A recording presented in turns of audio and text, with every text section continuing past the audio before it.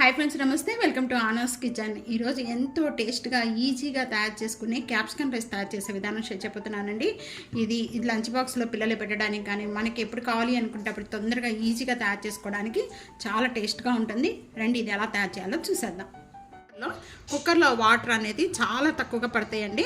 ఇక్కడ 1 గ్లాస్ రైస్కి మనం 1.5 గ్లాస్ వాటర్ యాడ్ చేసుకొని ఈ విధంగా కుక్ చేసుకొని పొడి పొడిగా పెట్టుకోవాలి. ప్యాన్లో 1 టేబుల్ స్పూన్ నేను పల్లీలు యాడ్ చేస్తున్నాను, 1 టేబుల్ స్పూను ధనియాలు, 1 టేబుల్ స్పూను మినపప్పు, 1 టేబుల్ స్పూను వైట్ నువ్వులు, 1 టేబుల్ స్పూను శనగపప్పు.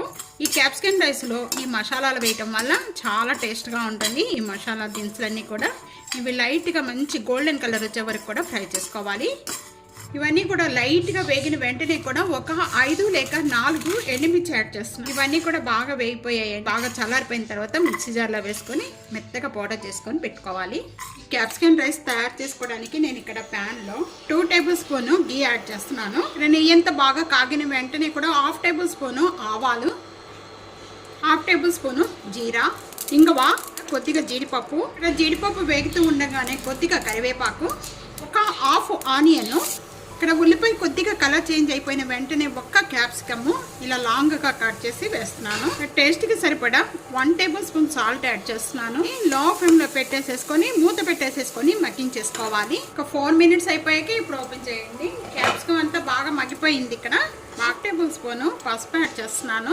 ఇక్కడ నేను కుక్ చేసిన బాస్మతి రైస్ యాడ్ చేస్తున్నాను. ముందుగా మనం మిక్సీ చేసుకున్న మసాలా పౌడర్ అంతా కూడా దీంట్లో యాడ్ చేసేస్తున్నాను. 1/2 table spoon garam masala powder.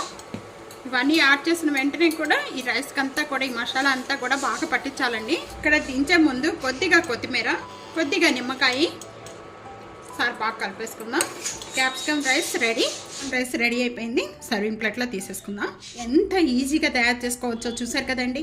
అంతే టేస్ట్గా ఉంటుంది. తప్పకుండా ఒకసారి ట్రై చేసి మీకు ఎలా ఉందనేది కామెంట్స్లో తెలియజేయండి. ఫ్యామిలీతో ఫ్రెండ్స్తో వీడియోని షేర్ చేస్తూ వీడియోని లైక్ చేస్తూ ఉండండి. Thank you for watching. Next video మళ్ళీ కలుద్దాం. అంతవరకు సెలవు. బాయ్.